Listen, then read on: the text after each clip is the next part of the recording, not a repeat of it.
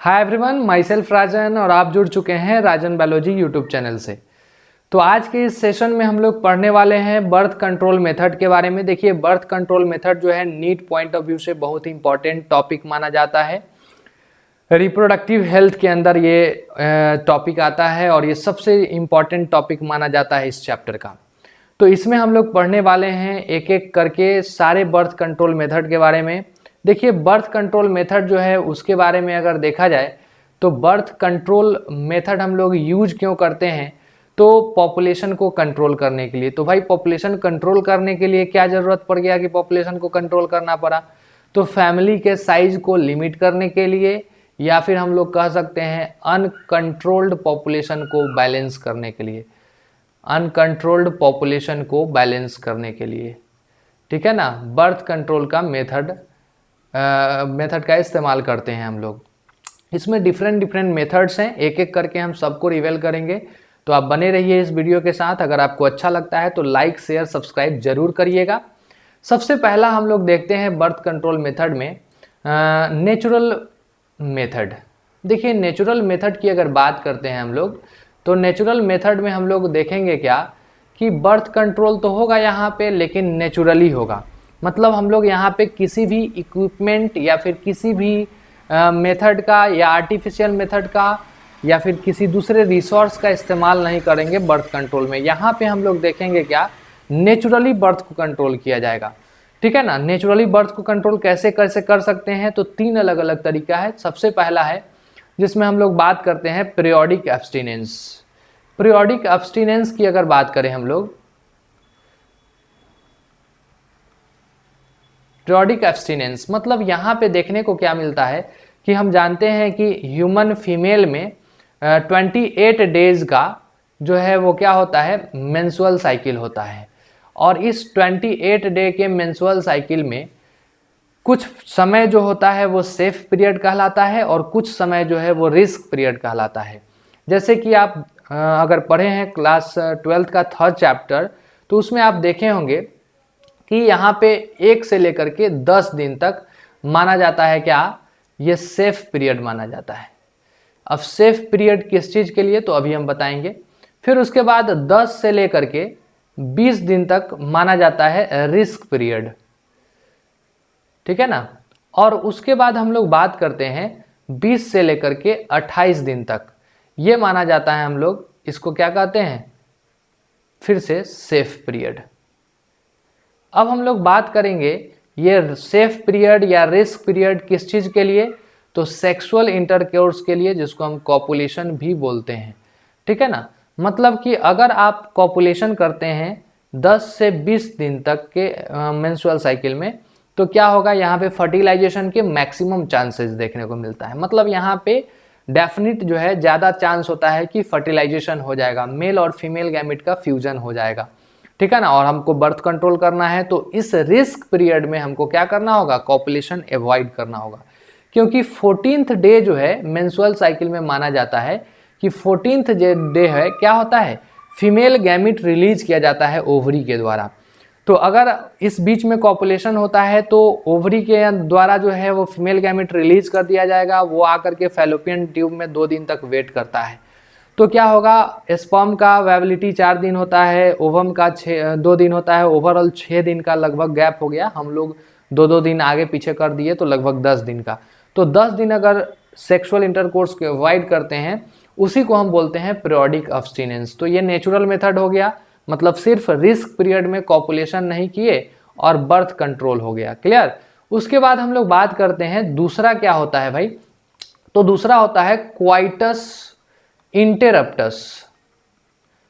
ये क्या है सर, तो क्वाइटस इंटरप्टस की अगर बात करें तो इसको हम लोग विड्रॉ बोलते हैं, विड्रॉल मैकेनिज्म बोलते हैं,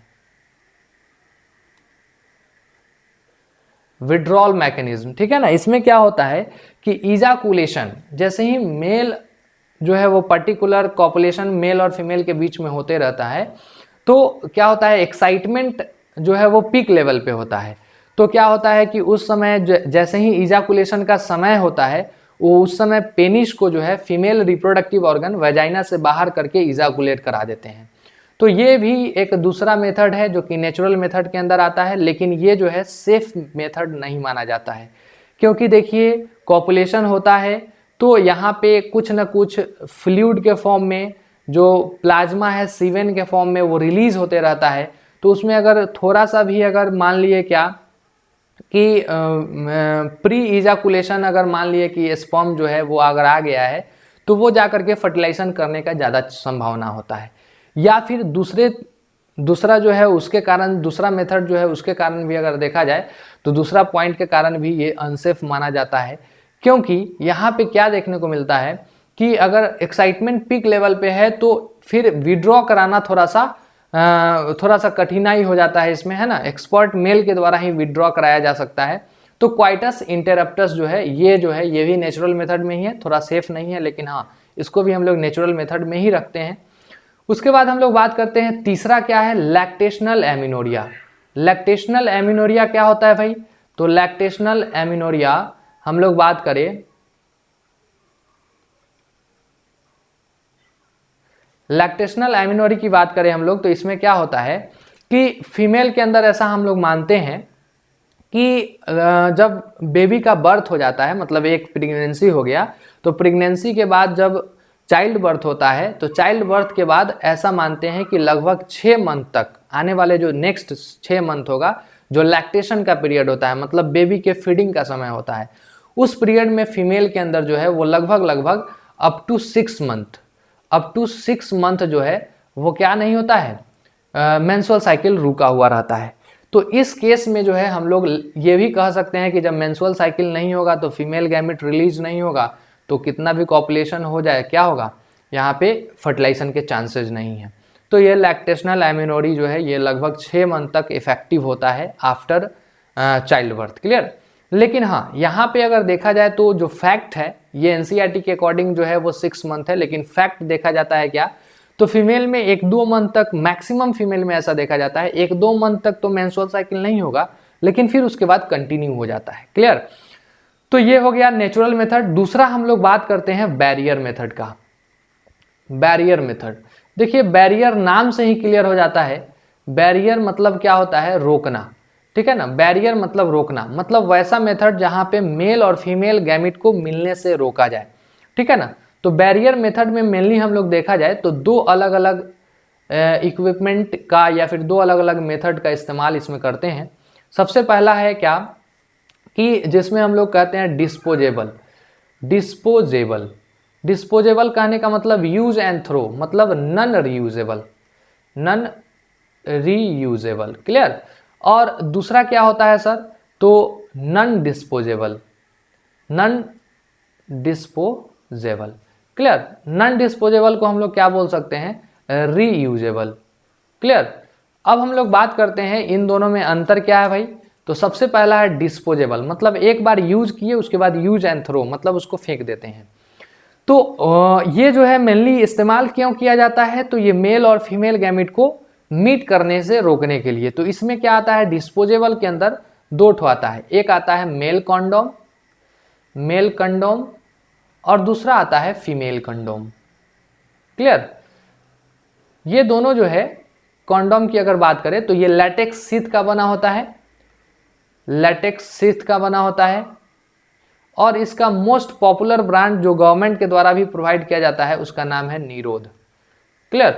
तो ये जो है ये पर्टिकुलर बैरियर जो है ये बैरियर मेथड के अंदर आता है, लेकिन ये डिस्पोजेबल होता है क्योंकि एक बार यूज करने के बाद इसका दोबारा से यूज नहीं कर सकते हैं। ठीक है ना, तो ये जो है ये पर्टिकुलर ये होता है मेल कंडोम और फीमेल कंडोम। अब हम लोग बात करें फिगर का, तो फिगर तो एनसीईआरटी में दिया हुआ है, मेल कंडम कुछ इस तरह का होता है, फीमेल कंडम का बात करें तो कुछ इस तरह से होता है। ठीक है ना, एक तरफ से इसका क्लोज रहता है और एक तरफ से ओपन रहता है। ठीक है ना, ये सर्विस में जाकर के फिट हो जाता है और एक तरह से ओपन होता है जिसमें क्या होता है, ये सेक्सुअल इंटरकोर्स होता है इधर से। तो हम लोग बात करें क्या, ऐसे फिगर एनसीईआरटी में दिया हुआ है, ऐसे हम भी एनसीईआरटी का जितना भी फिगर है उसका एक अलग से कोर्स लाएंगे जिसमें पूरा 11th-12th एनसीईआरटी का फिगर का ही सिर्फ डिस्कशन उधर कराएंगे। ठीक है ना, तो यहाँ पे हम फिगर इसीलिए नहीं बताए हैं, बस आपको बता दिए हैं, आप रेफरेंस के लिए एनसीईआरटी बुक को ले सकते हैं। क्लियर? उसके बाद हम लोग बात करते हैं नॉन डिस्पोजेबल या रीयूजेबल बैरियर मेथड कौन कौन से हैं? तो इसमें है 3 अलग अलग जो है वो पर्टिकुलर इक्विपमेंट आते हैं, जिसमें सबसे पहला आता है cervical cap, cervical cap, clear. दूसरा आता है क्या? वॉल्ट्स। तीसरा क्या आता है? Diaphragm, clear. तो देखिए यहाँ पे सर्विकल कैप, वॉल्ट्स और डायफ्राम जो है वो देखने में लगभग मैक्सिमम सिमिलरिटीज देखने को मिलता है, लेकिन कुछ कुछ थोड़ा थोड़ा डिफरेंस है, ठीक है ना। उसी के बारे में हम लोग बात करेंगे। और ये एक बार यूज करने के बाद जो है दोबारा से फिर यूज किया जा सकता है, ठीक है ना। ये फीमेल, ये तीनों जो है ये फीमेल सर्विक्स में फिट किया जाता है कॉपुलेशन से पहले। सर्विकल कैप के बारे में अगर देखा जाए तो रबर निपल जैसा होता है। रबर निपल आप देखे होंगे कुछ इस तरह से होता है, ठीक है ना। और वॉल्ट्स के बारे में अगर देखा जाए तो हेमिस्फेरिक होता है, ठीक है ना, कुछ इस तरह से। और डायफ्राम के बारे में देखा जाए तो डायफ्राम वॉल्ट्स के जैसा ही होता है, लेकिन उसके बेस पे जो है रिंग लगा रहता है, वो मेटल का रहता है, ठीक है ना। तो कुछ इस तरह का होता है। तो ये आपको बैरियर मेथड हो गया। बैरियर मेथड में डिस्पोजेबल और नॉन डिस्पोजेबल दोनों आ गया। उसके बाद हम लोग बात करते हैं नेक्स्ट। तो अब हम लोग पढ़ेंगे क्या? केमिकल मेथड के बारे में। देखिए केमिकल मेथड तीसरा नंबर आता है बर्थ कंट्रोल मेथड के अंदर। केमिकल मेथड की अगर बात करें हम लोग, तो केमिकल मेथड में हम लोग क्या लेते हैं, तो नाम से ही क्लियर है कि कुछ ऐसे केमिकल का इस्तेमाल करते होंगे जो फर्टिलाइजेशन को रोकता होगा, ठीक है ना, या फिर मेल और फीमेल गैमेट को मीट करने से रोकता होगा। तो हाँ सही है। देखिए केमिकल के रूप में यहाँ पे हम लोग स्पर्मिसाइडल जेली, स्पर्मिसाइडल जेली का इस्तेमाल करते हैं, फोम का इस्तेमाल करते हैं, स्पर्मिसाइडल फोम का इस्तेमाल करते हैं, टैबलेट का इस्तेमाल करते हैं, ठीक है ना। तो ये अलग अलग केमिकल्स हैं जो कि पर्टिकुलर ये इस्तेमाल किया जाता है। पर्टिकुलर क्या होता है? स्पर्मिसाइडल जेली की बात कर लेते हैं। तो ये डायरेक्ट वाजाइनल रूट में जो है इसका स्प्रे कर दिया जाता है इस जेली का। जैसे ही मेल और फीमेल के बीच में कॉपुलेशन होगा, तो जैसे ही इजाकुलेशन होगा फीमेल रिप्रोडक्टिव ऑर्गन के अंदर, तो क्या होगा कि ये स्पर्मिसाइडल जेली जो है, स्पर्मिसाइडल मतलब स्पर्म को मारने वाला जेली है ये, ठीक है ना। स्पर्म को क्या करेगा? मार देगा। फोम भी कुछ इसी तरह का होता है, टैबलेट भी कुछ इसी तरह का होता है। हाँ इसका कुछ ना कुछ साइड इफेक्ट है क्योंकि केमिकल है। और मोस्ट इंपॉर्टेंट बात यह है कि यहाँ पे अगर देखा जाए तो इसके यूज करने से पहले, जहाँ भी यूज करना है, जिस भी फीमेल में यूज करना है, तो इसको पहले दूसरे पार्ट में रख करके यूज करके देख लिया जाता है कि कोई साइड इफेक्ट तो नहीं हो रहा है इंस्टेंट, क्लियर। तो यहाँ पे जो है इसका पहले हम लोग चेक कर लेते हैं अदर स्किन पे, ठीक है ना, वेजाइनल रूट में यूज करने से पहले। तो ये हो गया केमिकल मेथड की बात। अब हम लोग बात करते हैं फोर्थ नंबर का। फोर्थ नंबर का अगर बात करें तो फोर्थ नंबर है intrauterine contraceptive devices, IUCDs, clear. ये बहुत ही इंपॉर्टेंट है याद करने के लिए भी और नीट के लिए भी, क्योंकि आपको नीट में एक एक पॉइंट से इससे क्वेश्चन पूछा जाता है। 2 क्वेश्चन 3 क्वेश्चन हर साल नीट के अंदर इस टॉपिक से होता है, ठीक है ना। मतलब ओवरऑल इस बर्थ कंट्रोल मेथड से यहाँ से अगर पूछा जाएगा तो सबसे ज़्यादा चांस होता है कि IUCD से ही होगा, ठीक है ना। इसका फुल फॉर्म भी पूछा जा चुका है, क्या होता है? Intra uterine contraceptive devices, clear. अब हम लोग बात करते हैं भाई इंट्रायूट्राइन कॉन्ट्रासेप्टिव डिवाइसेस क्या है। तो नाम से ही क्लियर है कि ये यूट्रस के अंदर फिट होता है और ये कॉन्ट्रासेप्टिव डिवाइसेस है, मतलब प्रेगनेंसी को रोकता है, ठीक है ना, प्रेगनेंसी को प्रिवेंट करता है, मतलब कॉन्ट्रासेप्शन से बचाता है, क्लियर। तो इसके अंदर अगर देखा जाए तो 3 अलग अलग प्रकार के इंट्रायूट्राइन कॉन्ट्रासेप्टिव डिवाइसेज हैं। ये 3 कौन कौन से हैं? तो सबसे पहला अगर हम लोग बात करते हैं तो ये है copper releasing IUCDs, clear. Copper releasing IUCDs जो है ये, इसके अंदर जो कुछ एग्जाम्पल्स हैं उसके बारे में हम लोग बात कर लेते हैं और देखेंगे फिट करके भी कैसा होता है। तो इसका एग्जाम्पल क्या हो सकता है कॉपर रिलीजिंग IUCDs का? तो कॉपर T हो सकता है, कॉपर 7 हो सकता है, मल्टीलोएड 375 हो सकता है, ठीक है ना। इन सभी का काम क्या है भाई? तो इन सभी का काम है कि भाई पर्टिकुलर कॉपर आयन रिलीज करना, कॉपर आयन रिलीज करना। अब ये कॉपर आयन रिलीज करता है यूट्रस के अंदर, तो क्या होगा, कॉपुलेशन हुआ मेल और फीमेल के बीच में।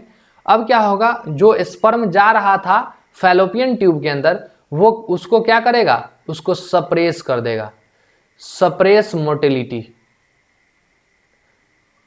Motility of sperm and fertilising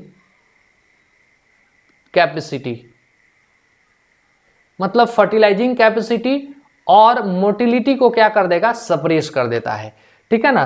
तो स्पर्म पहुंच ही नहीं पाएगा फैलोपियन ट्यूब तक, तो फर्टिलाइजेशन भी नहीं होगा। क्लियर। ये कैसा होता है, तो आप इस तरह से देख सकते हैं, चूंकि अभी नए हैं तो इसे लिखने में थोड़ा दिक्कत होता है, तो फिगर भी उतना अच्छा नहीं बन पाएगा, बस आप समझने के लिए काफी है, ठीक है ना। तो ये मान लेते हैं क्या, इधर ओवरी है, ठीक वही चीज इधर भी होगा, ठीक है ना, इधर भी क्या है, ओवरी है। तो ये है फैलोपियन ट्यूब। तो यहां पे क्या होता है, ये है वेजाइना, ठीक है ना। तो यहां कॉपुलेशन होगा, स्पर्म जो है यहां रिलीज कर दिया जाएगा। ऑलरेडी कॉपर टी इसके अंदर जो है वो क्या होता है, फीट होता है, कॉपर आयन रिलीज हो रहा है, ठीक है ना। तो क्या होगा, जैसे ही इसके अंदर स्पर्म आएगा, वो क्या होगा, यहाँ पे पर्टिकुलर वो मारा जाएगा, मतलब मारा जाएगा मतलब कहने का मतलब उसको सप्रेस कर दिया जाएगा, वो आगे बढ़ने नहीं दिया जाएगा, यूट्रस तक आएगा, रह जाएगा, ठीक है ना, इसके आगे नहीं बढ़ने दिया जाएगा, ठीक है। तो ये कॉपर रिलीजिंग आईयूसीडीज होता है, intra uterine contraceptive devices. Clear. दूसरा हम लोग बात करते हैं इसी के अंदर, तो दूसरा क्या होता है, hormone releasing IUCDs. Clear. Hormone releasing IUCDs की अगर बात करें हम लोग, तो वैसा पर्टिकुलर आईयूसीडीज जो कि हार्मोन रिलीज करता हो। अब हार्मोन में पर्टिकुलर कौन कौन सा आईयूसीडीज है जो कि हार्मोन रिलीज करता है, तो वो है LNG-20 और प्रोजेस्टासर्ट। क्लियर। तो ये जो है ऐसे हार्मोन सिक्रीट करते हैं जो कि यूट्रस को अनसूटेबल बनाते हैं पर्टिकुलर इम्प्लांटेशन के लिए, मतलब कि इम्प्लांटेशन ही नहीं, अगर फर्टिलाइजेशन हो भी जा रहा है तो यूट्रस में आने के बाद इम्प्लांटेशन नहीं हो पाएगा। क्लियर।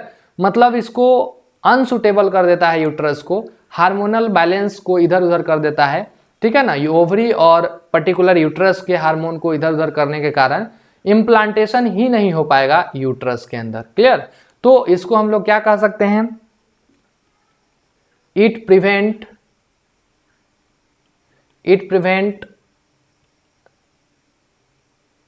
इम्प्लांटेशन इन यूट्रस। क्लियर। मतलब यूट्रस में ये इम्प्लांटेशन ही नहीं होने देगा। और तीसरा जो है इंट्रा यूट्राइन कॉन्ट्रासेप्टिव डिवाइसेस के अंदर ही आता है, ठीक है ना। वो कौन सा है, तो उसका नाम हम लोग बात करते हैं, वो होता है none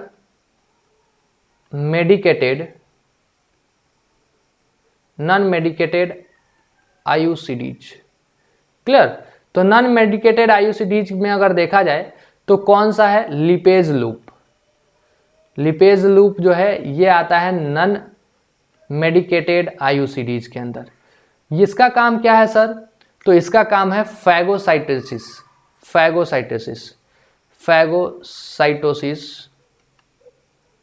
of sperm in uterus. मतलब कि ये क्या करता है, यूट्रस के अंदर जो फैगोसाइटिक सेल है उसको एक्टिवेट कराने में मदद करता है।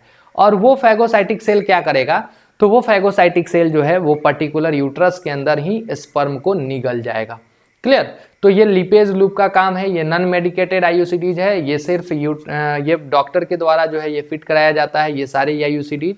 और ये जितने भी आईयूसीडीज हैं ये हम लोग मानते हैं आइडियल कॉन्ट्रासेप्टिव मेथड, ठीक है ना। क्योंकि यहाँ पे जो है स्पेस जो है लंबे समय के लिए अगर किसी कपल को स्पेस चाहिए 2 बर्थ के बीच में, तो इस मेथड का इस्तेमाल किया जाता है। क्लियर। जो सेफ भी है और माना जाता है कि सबसे ज़्यादा जो है अच्छा आइडियल है मतलब सबसे ज़्यादा अच्छा है, ठीक है ना, वर्क भी अच्छा करता है, ठीक है ना, इसका कोई साइड इफेक्ट भी नहीं है, ठीक है। अब हम लोग बात करते हैं नेक्स्ट। तो 4 हम लोग बर्थ कंट्रोल मेथड पढ़ चुके हैं। अब हम लोग 5वें की तरफ बढ़ते हैं, जिसको हम लोग बोलते क्या है, एक सेकेंड, 5वें जो है वो उसको हम लोग बोलते हैं ओरल पिल्स। ओरल पिल्स मतलब ये जो है टैबलेट के फॉर्म में होगा और ओरली लिया जाता है, तो ओरल पिल्स बोलते हैं, या फिर इसको कॉन्ट्रासेप्टिव पिल्स भी बोलते हैं, कॉन्ट्रासेप्टिव पिल्स। क्लियर। देखिए कॉन्ट्रासेप्टिव पिल्स या ओरल पिल्स वैसे पिल्स हैं जो पर्टिकुलर टैबलेट के फॉर्म में होते हैं और वो जो है वो फीमेल को दिया जाता है, और ये पर्टिकुलर कुछ हार्मोनल इनबैलेंस करते हैं फीमेल के अंदर, जिसके कारण जो है वो इम्प्लांटेशन नहीं हो पाता है या फीमेल गैमिट रिलीज नहीं हो पाता है, वो सारा चीज इधर आएगा। क्लियर। तो इसमें सबसे पहला जो हम लोग ओरल पिल्स के अंदर देखते हैं, तो एग्जाम्पल के रूप में अगर देखा जाए तो क्या हो सकता है, तो माला डी, माला एन, ठीक है ना, ये जो है 21 दिन तक चलता है। जैसे कि मेंस्ट्रुअल साइकिल है, इसमें ये मान लेते हैं फर्स्ट डे है और ये मान लेते हैं 14th डे है, 28 दिन का साइकिल होगा, ठीक है ना, ये मान लेते हैं 5th डे है। तो हम लोग अगर बात करें तो लगभग ये जो है ब्लीडिंग फेज कहलाता है, ठीक है ना। और हम लोग अगर देखा जाए तो ब्लीडिंग फेज तो यहाँ 6 डे से, मतलब 6 डे से लेकर के पूरा का पूरा 28 डेज तक, 6 डे से लेकर के 28 तक मतलब लगभग 21 टैबलेट या फिर 20 टैबलेट का जो है डोज होता है, जिसमें जो है ये माला डी और माला डी एन जो है ये खिलाया जाता है, और ये जो है फीमेल गैमिट को रिलीज नहीं होने देता है, ठीक है ना, क्योंकि यहाँ पे प्रोजेस्टेरॉन और एस्ट्रोजन जो है वो हायर होता है इसके कारण से। दूसरा हम लोग बात करते हैं, इसी के अंदर आता है सहेली। देखिए सहेली जो है बहुत इंपॉर्टेंट है, CDRI Lucknow, central drug research institute Lucknow के द्वारा जो है ये डेवलप किया गया था, ठीक है ना। ये भी कुछ कॉन्ट्रासेप्टिव पिल ही है और ये नॉन स्टेरॉयडल है, मतलब इसका साइड इफेक्ट नहीं होता है, ठीक है ना।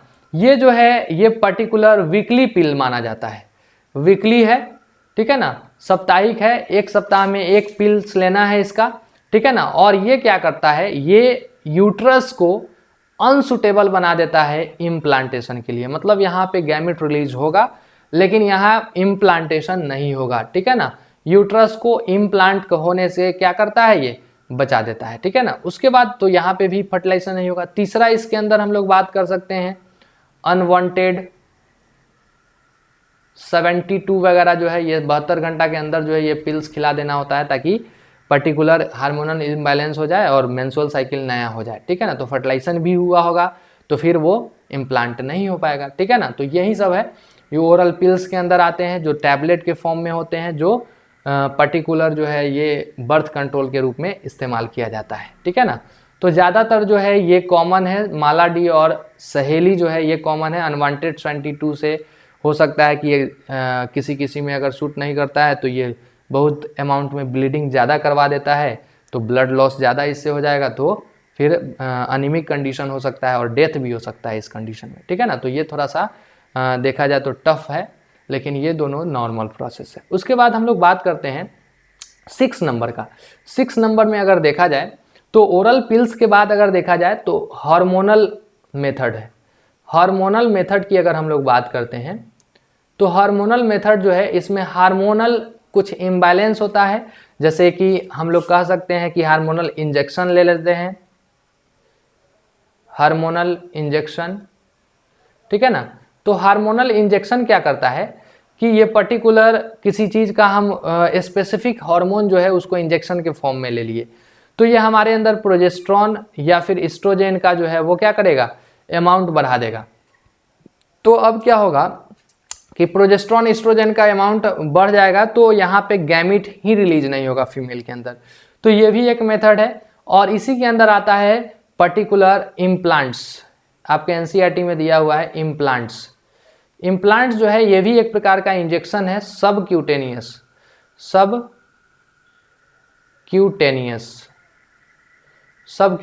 इंजेक्शन माना जाता है। क्लियर।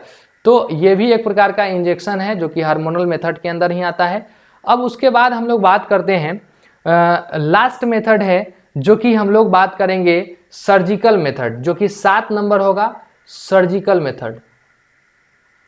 सर्जिकल मेथड देखिए ये बहुत ही इंपॉर्टेंट है, और सर्जिकल मेथड जो है वो पर्टिकुलर मेल और फीमेल दोनों में हो सकता है। इसको हम लोग बोलते क्या हैं, तो परमानेंट बर्थ कंट्रोल मेथड, तो परमानेंट भी बोला जाता है। क्लियर? परमानेंट के साथ साथ यहाँ पे मेल और फीमेल जो है हमेशा के लिए स्टेराइल हो जाती है, मतलब उनमें अब कभी भी फर्टिलाइजेशन नहीं होगा, ठीक है ना, तो उसको हम लोग स्टेरलाइजेशन टेक्निक भी बोलते हैं। क्लियर?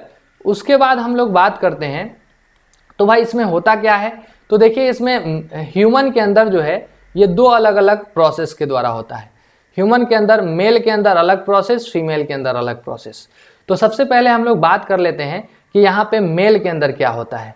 तो मेल के अंदर अगर हम लोग देखें तो सर्जिकल मेथड में वासेक्टॉमी होता है, ठीक है ना, वासेक्टॉमी होता है। अब ये वासेक्टॉमी क्या है, तो कटिंग ऑफ वास डिफरेंस। क्या है भाई? Cutting of vas deferens.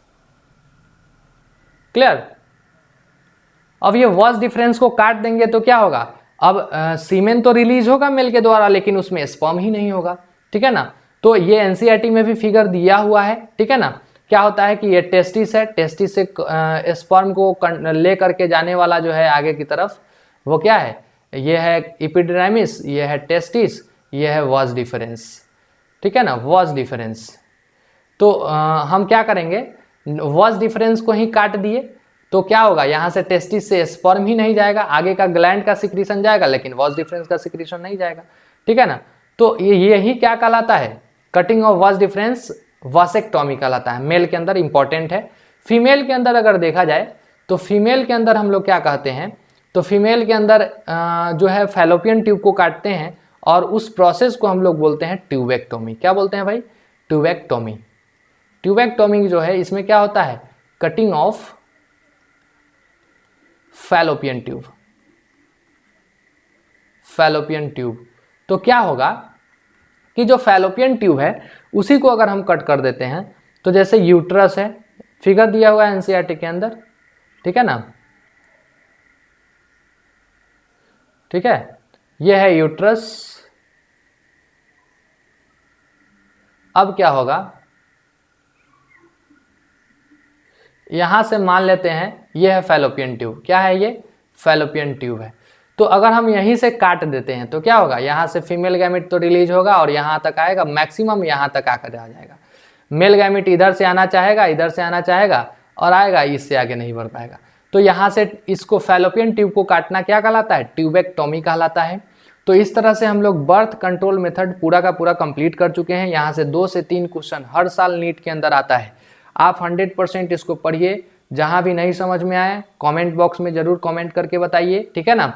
तो इसी तरह से आपके लिए नीट के लिए अलग से एक प्लेलिस्ट बना दिया गया है, on demand topic for NEET, ठीक है ना। उसमें जो है आपको सिर्फ नीट के लिए बताया जाएगा जो इंपॉर्टेंट टॉपिक्स होंगे। क्लियर?